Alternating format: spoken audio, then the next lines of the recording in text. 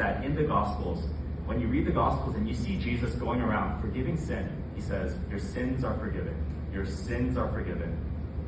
Every time he spoke those words, those sins became another plank of wood stacked on his shoulders. He wasn't just saying, poof, your sins are gone. He was taking it, bearing the burden for our own sake.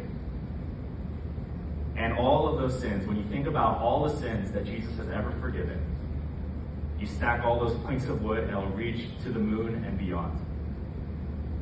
All of that represented by the single cross that he carried and was crucified on. There's an interesting detail when Jesus is carrying the cross to be crucified where he needs help. And so the Romans call a man named Simon and they say, hey, carry the cross for Jesus because it looks like he's not going to make it. One commentator suggests that the reason the Romans forced Simon to help carry the cross was because Jesus was about to die under this burden. And the Romans, they're not altruistic. They just wanted to make sure Jesus survived long enough for the spectacle of a crucifixion.